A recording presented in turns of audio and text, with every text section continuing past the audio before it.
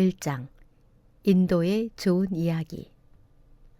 오늘날 서구 문화가 전 세계로 퍼져나가 인류 보편 문화로 자리 잡고 유럽이 인류 문명을 진보로 이끌었다고 주장하는 서구 중심주의 역사관이 우세하다 보니 동양은 오랜 세월 서양보다 정치 경제적으로나 문화적으로 낙후된 지역으로 인식되어 왔다. 그러나 인류의 문명은 동양에서 시작되었고 18세기까지 세계 경제의 중심은 중국과 인도였다. 두 나라는 인류 문명의 발상지로서 오랜 역사와 뿌리 깊은 문화를 지녔으며 인도가 영국의 식민지로 전락하고 중국이 아편 전쟁에서 패하기 전까지는 유럽 전체를 합쳐도 이 두 나라의 경제력에 미치지 못했다. 서양이 동양을 추월하여 세계를 지배하게 된 시기는 영국에서 산업혁명이 일어난 이후로 불과 200여 년 전이다. 유럽에서 근대화가 시작되면서 서양이 동양보다 우위에 서게 된 것이다.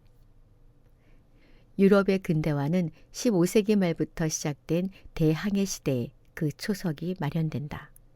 지중해를 통해 동양과 교역하고 있던 유럽은 1453년 오스만 제국이 교역 요충지인 동로마 제국을 점령하면서 교역로를 차단하자 직접 인도양으로 가기 위해 바닷길을 개척하기 시작한다. 그 과정에서 그들은 신대륙을 발견하는 행운을 누렸고 신대륙에서 착취한 자원들로 중국과 인도 등의 아시아 국가들과 교역하면서 상업 자본주의를 발달시킨다. 아울러 유럽은 대서양 변경으로 뻗어나가면서 항해에 필요한 과학기술과 시대가 요구하는 새로운 지식들을 습득하면서 과학혁명을 시작한다. 사피엔스의 저자 유발 하라리는 무지에서 벗어나 새로운 지식을 추구하는 과학과 탐험은 맞닿아 있다고 하면서 신대륙 발견 자체가 과학혁명의 기초가 되는 사건이라고 말한다. 유럽은 이 두 역사적인 사건을 통해 세계를 지배할 기반을 다지게 된다.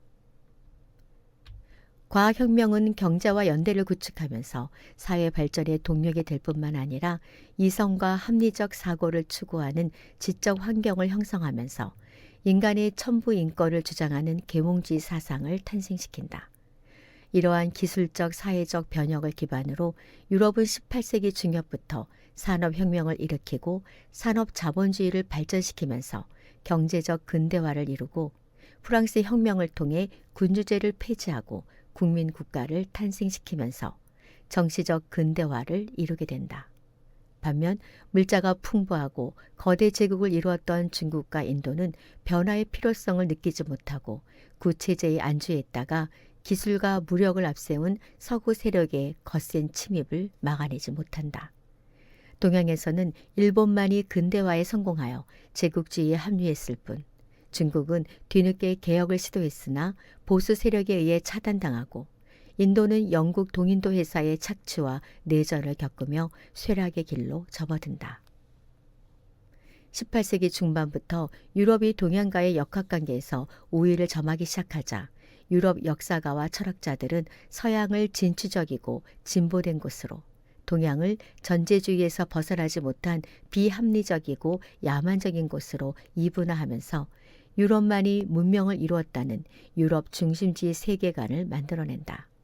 이를 기반으로 유럽 국가들은 문명국인 서구가 미개한 동양을 교화시킨다는 대의 명분으로 그들의 제국주의를 포장하면서 동양을 적극적으로 침탈하기 시작한다. 세계 최고의 부국이었던 인도는 영국의 식민지가 되어 참혹하게 수탈당한 후 인도 공화국과 파키스탄으로 분리 독립하고 중국은 아편전쟁 이후 서구 세력의 반식민지가 되고 일본의 침략에 시달린 후 국민당과 공산당의 내전에서 공산당이 승리하면서 중화인민공화국이 수립된다. 오늘날 중국은 1인당 GDP는 세계 평균을 약간 상회하는 수준이지만 국가 경제는 놀라운 발전을 이루면서 세계 2위의 경제대국으로 재기하였다. 반면 인도는 국가 경제는 성장 가도에 있지만 사회 인프라가 여전히 열악하고 국민 절반 이상이 빈곤층에서 벗어나지 못하고 있어 과거의 영광을 되살리기에는 요원하다.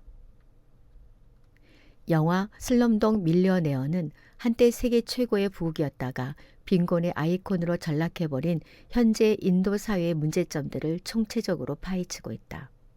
인도 작가 바카스 스와루프의 소설 Q&A를 각색하여 영국인 데니 보일 감독이 만든 저예산 영화로 각종 영화제 수상은 물론 아카데미 8개 부분을 수상할 만큼 서구인들의 찬사를 받은 작품이다.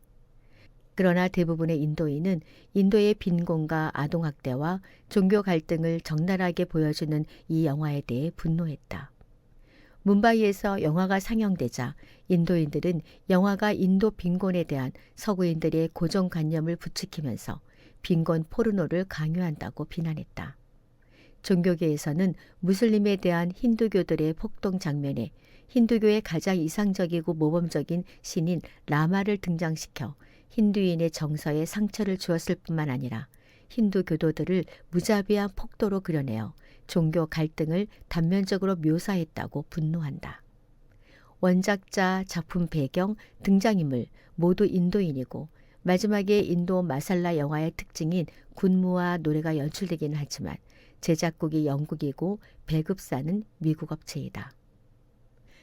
영화는 뭄바이 빈민가 출신의 고아로 다국적 기업의 콜센터에서 차 심부름꾼으로 일하는 18세 소년 자말 말릭이 TV 퀴즈쇼에 출연해 최종 라운드까지 진출하면서 벌어지는 이야기를 통해 인도 사회의 고질적인 문제들을 하나씩 짚어낸다.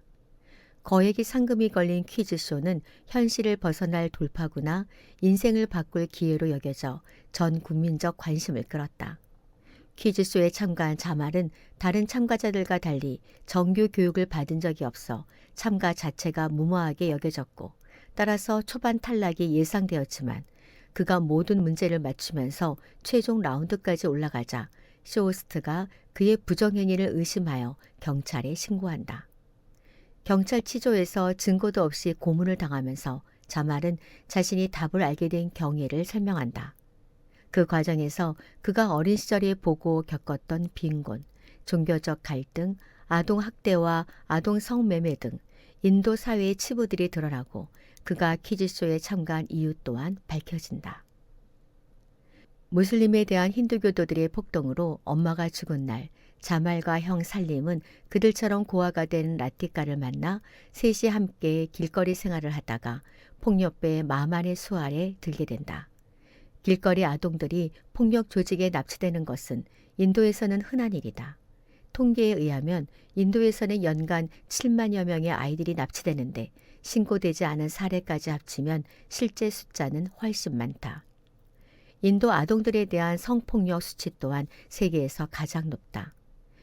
2007년 통계에 의하면 아동 10명 중 1명은 매 순간 성폭행을 당하고 있다. 아이들이 성적 학대나 폭력을 견디지 못해 가출하면 인신매매범에게 납치되고 일부 부모들은 자녀를 팔아넘기기도 한다. 인도 아동들의 노동 착취 또한 국제사회 이슈가 될 만큼 심각하다. 세계 최대 규모인 1억 아동 노동시장을 가지고 있는 인도에서는 부모가 진 빚을 아이들이 물려받아 신체적, 정신적 학대를 받아가며 노예처럼 살아간다. 아이들 신체를 담보로 빌린 몇만 원에서 몇십만 원의 빚 때문에 4, 5세의 아동들까지 하루 10여 시간 채석장에서 돌을 깨거나 하녀로 일하면서 몇백 원의 돈을 벌어 부모의 빚을 갚아가지만 부모가 원금도 갚지 못한 채 다시 빚을 져는 경우가 많아 좀처럼 담보 노동에서 벗어나지 못한다. 마마는 길거리 아동들을 납치하여 남아는 장님으로 만든 후 동양을 시키고 여아는 성매매를 시켜 돈을 버는 조직 폭력배이다. 살림은 당찬 태도로 마만의 신임을 얻지만 마만이 동생 자말을 장님으로 만들어 동양을 시키려 한다는 사실을 알고는 자말과 함께 가까스로 탈출한다. 라티카도 함께 가기 위해 그들이 올라탄 기차를 쫓아가지만 살림은 라티카가 겨우 잡은 손을 일부러 놓아버린다. 자말은 라티카를 버려두고 왔다는 죄책감과 그리움으로 내내 그녀를 찾아 헤매던 중 우연히 라티카의 소재지를 알게 되어 그곳으로 가서 살림이 마만을 죽이고 라티카를 빼내온다. 살림은 동생을 보호하기 위해 자말을 강제로 내쳐 인연을 끊은 뒤 라티카와 함께 마만의 반대파인 자베드의 휘하로 들어간다. 자말은 두 사람의 소식을 모르고 살다가 우연한 기회로 형 전화번호를 찾아내어 다시 형을 만나고 자베드의 정부가 된 라티카도 찾아내지만 형의 방해로 또다시 헤어진다. 이후 자말은 라티카를 찾기 위한 방도로 퀴즈쇼에 출연하고 그런 자말의 모습을 본 살림은 결국 라티카를 보내주고 자베드를 죽인 후 자신도 돈으로 가득 채운 욕조 안에서 자살한다. 자베드를 죽이지 않고서는 라티카와 자말이 함께할 수 없었기 때문이다. 영화의 촬영지는 뭄바이의 음지로 불리는 다라비 슬럼가이다. 인도 경제와 영화 산업의 중심지인 뭄바이는 주거비가 상상을 초월할 만큼 비싸 부유한 사람들도 어려움을 겪는 곳이기에 슬럼가는 더더욱 환경이 열악하다. 대형 빨래터나 공장 등 일터가 시내에 있어 그 주변으로 슬럼가가 형성되면서 인구 60% 이상이 도심의 밀집한 빈민가에 살고 있다. 그들은 가난을 숙명으로 여기며 힘든 삶을 살아갈 뿐만 아니라 그들의 가난이 상업적으로 이용되는 것도 허용한다. 다라비 슬럼가와 거대한 야외 빨래터인 도비가트를 묶은 빈민가 투어 상품은 10여 년 전부터 성행했고 최근에는 빈민가에서 하루 묵으면서 빈곤을 체험하는 상품까지 나와 찬반 양론을 불러일으켰다. 관광객들은 두 사람이 겨우 누울 정도의 좁은 방을 배정받아 통상 10여 명의 주인 가족과 공간을 공유하고 화장실은 50가구가 함께 쓰는 공용 화장실을 이용한다. 수익 상당 부분이 마을에 기부되고 사진 촬영이 자제되며 불평등을 체험해보고자 하는 좋은 의도가 있지만 주민들을 구경거리로 만들고 가난까지 상품화하는 것에 대한 비판도 만만찮다. 슬럼가 건너편에서는 고층 빌딩들이 우후죽순 지어지면서 한창 성장하고 있는 인도의 모습을 대조적으로 보여준다. 오늘날의 인도는 영화가 보여주듯 빈곤과 폭력과 인권 유린이 만연한 가운데 경제 성장에 주력하고 있는 개발도상국의 하나이다. 그러나 고대 인도는 BC 3000년경 인더스강을 중심으로 인류 최초의 문명의 하나가 태어난 곳이다. 인도는 삼각형 모양의 대륙 양면이 인도양과 아라비아 해양을 접하고 내륙에는 비옥한 평야가 있는 지형적 이점을 살려 고대부터 상업과 농업을 함께 발달시켜왔다. 내륙에는 인더스와 겐지스 평야 주변에서 마우리아, 굽타, 델리 술탄, 무굴 제국 등의 거대 제국들이 농업을 기반으로 발전하였고 해안 지역에는 무역과 해운업 등 상업을 중심으로 하는 수많은 해안 왕국들이 들어선다. 이로 인해 인도는 중앙아시아를 중심으로 한 육상 무역과 남인도를 통한 해상 무역을 통해 페르시아와 이집트, 로마 제국까지 진출하면서 개방적이고 국제적인 선진 사회를 이루었다. 교육과 함께 문화도 유입되어 고대 인도 사회에는 메소포니아, 페르시아, 헬레니즘 문화가 들어와 융합되고 중세시대에는 이슬람 문화까지 합세하여 어우러지면서 인도만의 다양하고도 독특한 정치 문화적 공동체가 형성된다. 오늘날 인도 문화의 핵심인 카스트 제도와 힌두교는 BC 1500년경 백인 혈통의 아리안족이 인도를 침범하여 지배하면서 만들어진 것이다. 고대 인도 문명과 카스트 제도.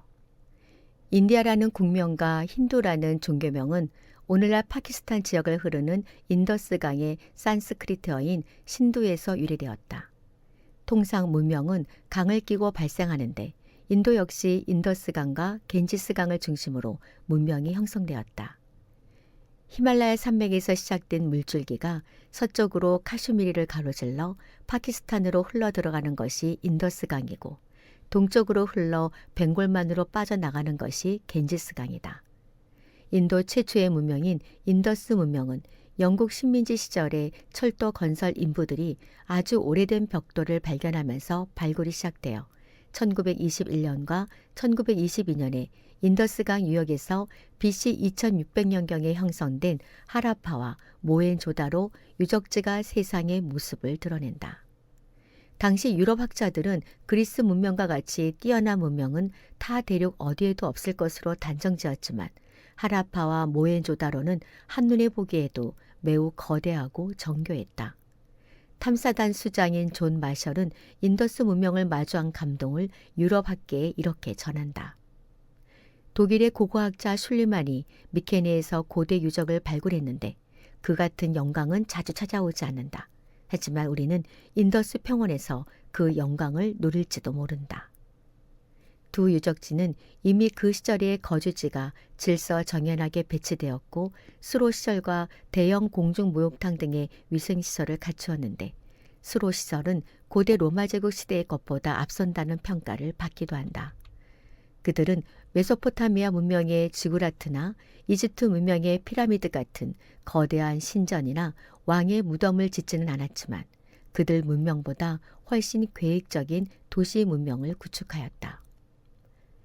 BC 1500년경 중앙아시아의 기마 민족인 아리안족이 철제 무기를 앞세워 북부 인도를 침범한다.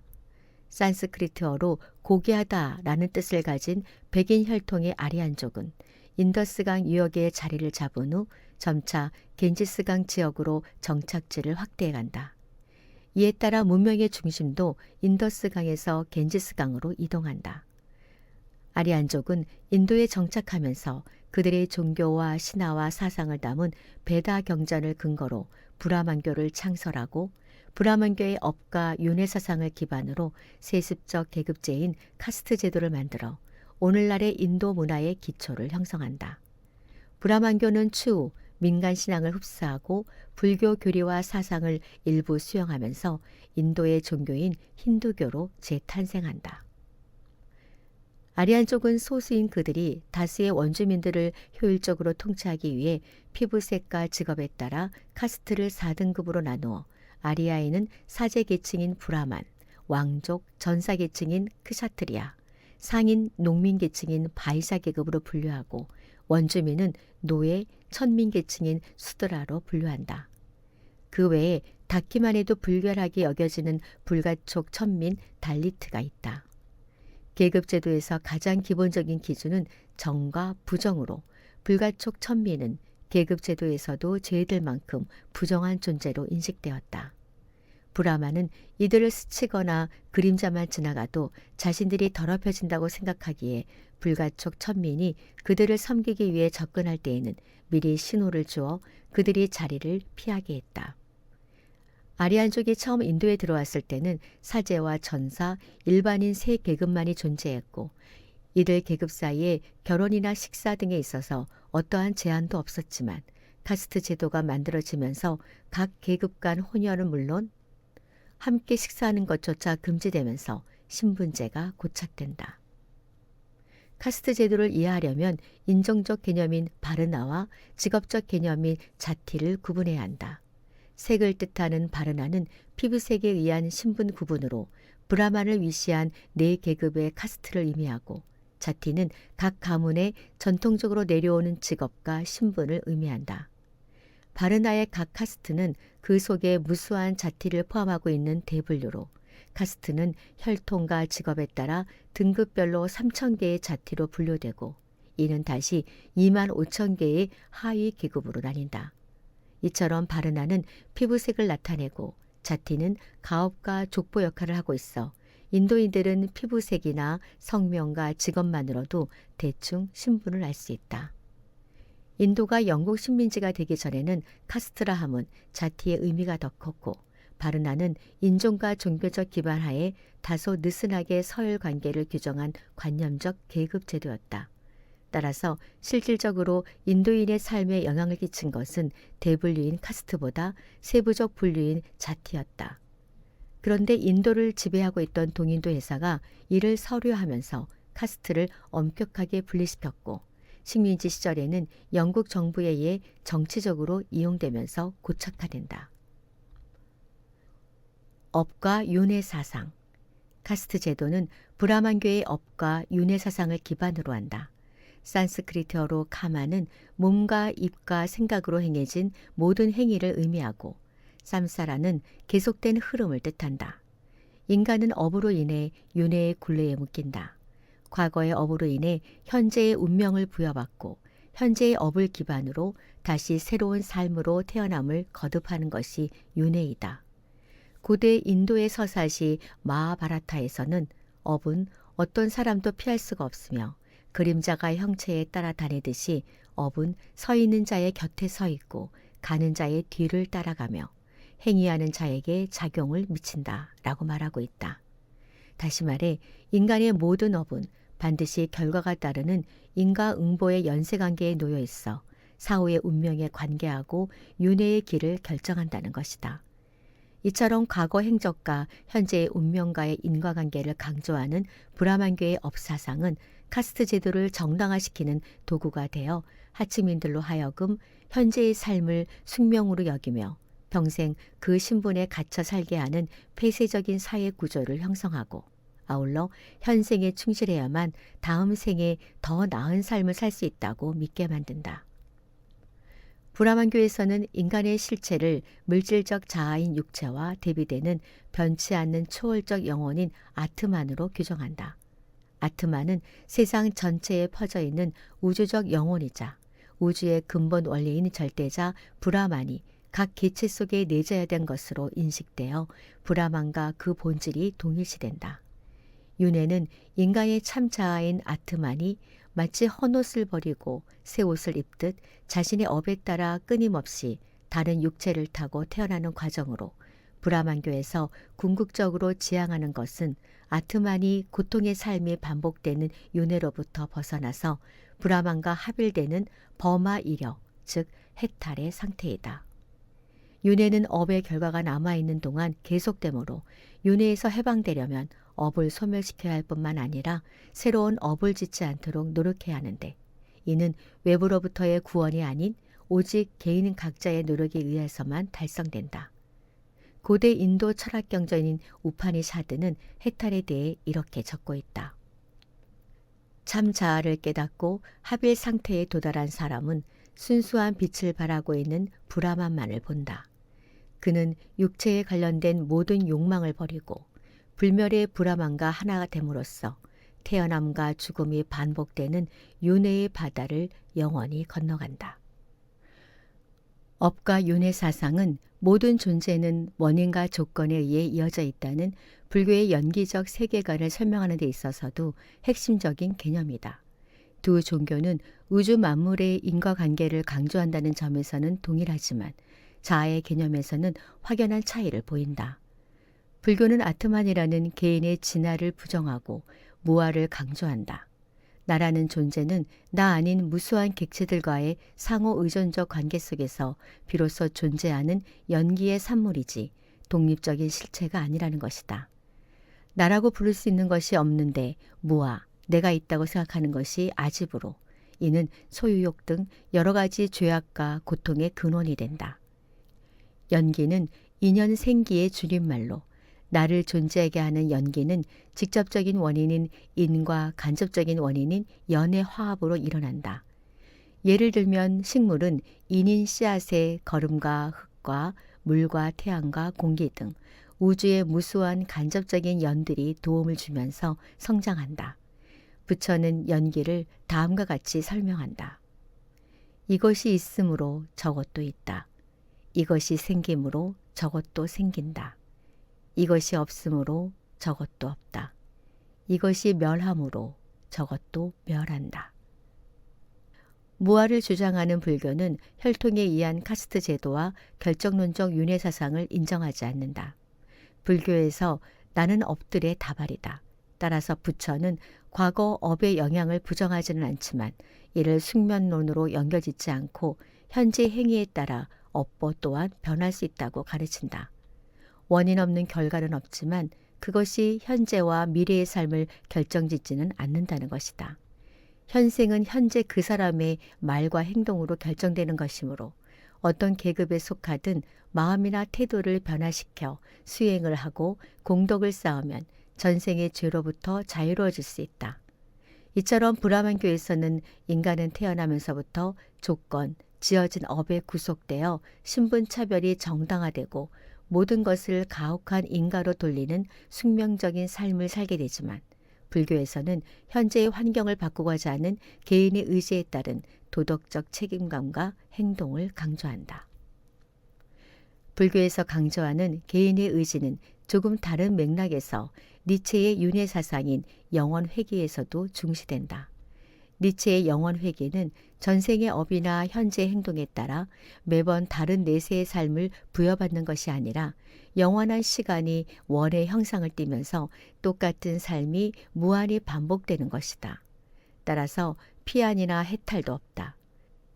니체는 인간이 세상에 태어나 사는 것 자체가 고통이고 새로울 것도 없는 고통의 삶을 끝도 없이 되살아야 하는 영원 회귀 또한 고통이라 생각하며 허무주의로 빠진다.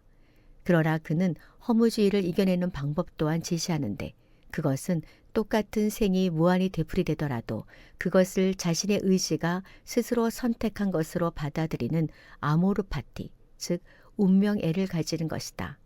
그는 인간이 종교에 의존한 피안이나 해탈을 추구하지 않고 필연적 운명을 긍정하고 능동적으로 재창조한다면 삶을 즐기는 자유로운 영혼이 될 수 있다고 말한다. 영원히 자유로운 자는 자기 자신을 극복할 수 있는 용기를 가진 자이다. 용기를 가진 자는 지금 삶을 똑같이 다시 살아도 좋은가? 라는 질문을 받으면 그것이 삶이었던가? 좋다. 그러면 다시 한번 이라고 답할 것이다. 인도의 종교, 불교, 힌두교, 이슬람교. 업과 윤회 사상으로 카스트 제도를 고착시킨 브라만교는 불교가 등장하면서 한동안 쇠퇴한다. 불교는 브라만교의 산 제물을 바치는 공이나 혈통에 의한 카스트 제도를 비판하면서 남녀노소 신분 불문하고 모두를 받아들여 대중들의 지지를 받았고 BC 3세기경에는 마우리아 왕조의 아소카 왕이 제국의 공식 종교로 채택하면서 더욱 번성하여 인근 국가까지 전파된다. 그러나 굽타 왕조가 들어서면서 공의를 금지하고 브라만교를 대폭 개혁하여 일상생활에 쉽게 용해될 수 있는 힌두교로 탄생시키자 불교가 쇠퇴하고 힌두교의 르네상스가 시작된다. 불교가 점점 세력을 잃는 와중에 이슬람교까지 유입되면서 13세기 초에는 불교가 종주국인 인도에서 거의 사라지는 믿지 못할 일이 일어난다. 인도에서 불교가 사멸한 데에는 불교 교단의 정체와 타락, 불교의 힌두화 그리고 이슬람교의 침입이 주요 요인으로 작용한다. 먼저 불교가 국교가 되고 지배 집단의 후원으로 교단이 부유해지자 승려들은 탁발을 중지하고 불교 전파를 게을리하면서 민중들과 멀어진다. 대신 그들은 사원에 기거하면서 상용어가 아닌 산스크리트어로 형이상학적인 교리를 만들고 참선과 수행 방법들을 고안해내면서 불교를 기복신앙에 익숙한 민중들이 이해하고 실행하기에는 지나치게 철학적이고 학문적인 종교로 만들었다. 불교는 일상적인 재래의식에도 비판적이어서 종교적 의례를 강요하지 않다 보니 민중들과 유리되고 응집력도 약했다. 이런 상황에서 브라만교가 불교 사상을 일부 수용하고 민간 신앙까지 흡수하여 민중들이 쉽게 접근할 수 있는 힌두교로 재탄생하자 불교는 큰 타격을 받는다. 인도 지배층의 입장에서도 계급제도를 반대하고 정교 분리 입장을 내세우면서 독립성과 자율성을 주장하는 불교보다는 카스트 제도를 기반으로 하는 힌두교가 통치에 더 유리했기에 불교를 적극적으로 탄압하는 왕조도 있었다. 더 근본적인 이유는 불교의 힌두교화이다. 힌두교가 번성하면서 불교가 위기에 처하자 생존을 위해 힌두교 의례의식들을 수용하고 각종 신들까지 차용하면서 변화를 추구하지만 그로 인해 힌두교와 내용적으로 별 차이가 없어진다. 이에 신자들이 사찰 대신 근처 힌두 신전을 찾으면서 점차 힌두교로 흡수된다. 법륜 스님은 불교가 힌두교의 종교적인 형식을 대중화라는 이름으로 점점 받아들이면서 힌두교와 유사한 대승불교가 생겨나고 이어 종교적으로 힌두교와 거의 같을 뿐만 아니라 사원 모양도 똑같은 밀교가 생겨나면서 불교가 독자적인 정체성을 잃었다고 지적한다. 불교학자 조준호 교수는 브라만교의 창조주 관념을 비판하고 신에 대한 제식주의를 배격하던 불교가 차츰 대중적 종교 감정에 영합하여 힌두교적 요소를 차용하거나 절충하면서 그 정체성을 상실했다고 밝힌다. 게다가 힌두교에서는 부처가 힌두교에서 나와서 다시 힌두교로 돌아왔다고 간주하여 부처를 비슈누신의 9번째 화신으로 편입시킨다. 이처럼 불교가 정체성까지 상실하게 되면서 인도에서 불교는 점점 설 자리를 잃는다. 인도의 초대 수상 네루는 저서 인도의 발견에서 불교 전성기에도 힌두교는 널리 유포되어 있었고 불교의 소멸은 광범위하게 난폭한 수단에 의해 근절된 것이 아니라 자연사했다고 평한다. 결정적인 것은 이슬람교의 유입이다. 이슬람 제국이 창설된 지 100년도 채 되지 않아 로마 제국의 2배 정도의 영토를 차지할 만큼 세력을 넓히면서 이슬람교도 급속히 퍼져나간다. 이슬람교는 불교와 마찬가지로 알라 앞에서 모두 평등하다라는 평등 사상의 근간을 둔 종교이다. 인도에서 불교가 평등주의로 민중들의 환영을 받았지만 세력이 약해져 그 역할을 제대로 하지 못하던 중에 평등주의를 실천할 실질적인 힘을 지닌 이슬람교가 들어와서 불교를 대체하게 된다. 이슬람 세력이 불교 사찰을 파괴하고 승려들을 살해하자 승려들이 인근 네팔과 티베트로 도피하면서 불교가 번성했던 아프가니스탄, 파키스탄, 방글라데시 지역은 이슬람의 땅이 된다. 그로 인해 기존의 불교도들은 무슬림으로 개종하는데 이는 정복 세력의 강압도 있었지만 타 종교에서 힌두교로 개종하던 엄격한 계급사회에서 어느 계층에도 속하지 못하는 불가촉 천민이 되기 때문이었다. 이런 이유들로 13세기 초의 불교는 종주국 인도에서 거짓말처럼 사라지고 인도 종교는 힌두와 이슬람의 양자 구도가 된다. 인도의 최하위층 불가촉 천민과 인도 여성. 힌두교와 함께 인도 사회를 지탱해온 핵심인 카스트 제도는 인종차별에 반대하여 오랜 비폭력 투쟁을 벌였던 간디조차도 인생의 법칙으로 지지하던 제도이다. 그는 인간 이하의 취급을 받는 불가촉 천민을 신의 자녀라는 의미의 하리잔으로 부르며 그들에 대한 비인간적인 처우를 개선하고자 노력하면서도 자신이 속한 카스트를 탓하지 않는 것이 진정한 겸양의 표시라며 카스트 제도를 옹호하는 모순을 보였다. 카스트 제도를 법적으로 폐지한 사람은 암베드 카르이다. 인간 취급도 못 받는 불가촉 천민 태생의 암베드 카르는 어릴 적부터 자신이 인간임을 증명하기 위해 공부를 했다고 한다. 그는 미국과 영국에서 유학한 후 인도로 돌아와서는 불가촉 천민을 억압받은 자라는 뜻의 달리트로 부르며 카스트 제도 철폐와 사회 개혁에 적극적으로 앞장섰다. 그는 영국 정부에게 불가촉 천민이 의회에 들어갈 수 있도록 분리선거구제 도입을 요구하지만 간디가 그것이 카스트 제도를 흔들 것이라고 반대하며 단식에 돌입하여 할 수 없이 물러선다. 그러나 그는 불가촉 천민은 저수지 물도 마시지 못하는 것에 대항하여 저수지에서 손으로 물을 떠서 마시면서 무려 3,000년간 금지된 행동을 했고 군중들 앞에서 2,000년 전부터 내려온 만우법전을 불태우기도 했다. 만우법전은 인도 사회의 규범이 되는 성스러운 경전이지만 계급과 성별 간 불평등을 조장하여 하층민과 여성에게는 더없이 가혹한 법전이었다. 법전에는 베다를 읽은 불가촉 천민은 혀가 잘리고 베다를 외운 불가촉 천민은 그 머리를 잘라야 한다는 내용이 담겨 있다. 인도가 독립하면서 초대 법무장관이 된 암베드카르는 카스트 제도 폐지와 불가촉 천민의 사회 진출 할당제를 법으로 관철시키지만 그럼에도 차별이 계속되자 그는 힌두교 내에서는 차별 철폐가 불가능하다고 생각하여 불교로 개종한다. 간디가 힌두교와 카스트 제도의 테두리 안에서 인도 해방을 꿈꾸었다면 암베드카르는 카스트와 힌두교라는 기본 골격을 없애어 차별과 착취로부터도 해방된 인도를 꿈꾸었다. 그가 인도 사회에 미친 영향은 간디 못지않게 지대하여 간디의 생일과 함께 그의 생일도 인도 국경일로 지정되어 있다. 그의 투쟁의 결과로 오늘날 하층 계급 출신의 총리와 불가촉 천민 출신의 대통령까지 탄생되었지만 사회 전반에 걸쳐 카스트 제도의 실질적인 폐지는 아직 요원한 현실이다.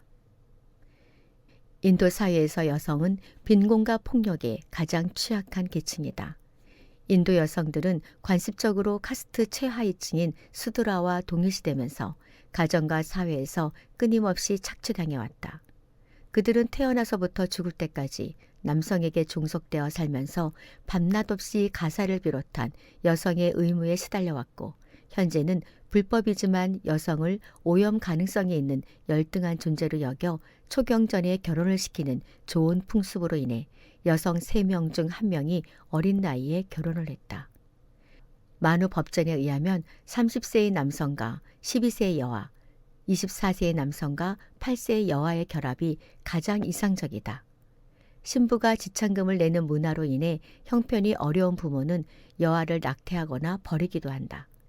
유엔의 2020년 보고서에 의하면 인도에서는 아직도 매년 46만 명의 여아들이 출생과 동시에 실종된다. 남편이 죽으면 아내도 산채로 화장되던 사티 제도도 법적으로 금지되었지만 완전히 근절되지 않고 있고, 여성에 대한 성폭력도 다반사이다. 가정폭력과 가부장적 문화로 인해 세계 자살 여성 10명 중 4명이 인도 여성이다. 그들에게 결혼은 조혼과 이른 출산, 가정폭력, 경제적 의존성으로 이어진다. 게다가 과부가 되면 죄인으로 취급되면서 속세를 멀리하고 근신하며 살도록 요구된다. 현재 과부들은 법적으로 재혼이 가능하지만 여전히 많은 공동체에서 받아들여지지 않고 있는 실정이다. 다음 두 영화는 하층민들을 억압하는 카스트 제도의 폐해와 인도 여성들이 견뎌야 하는 부당한 삶을 파헤친다.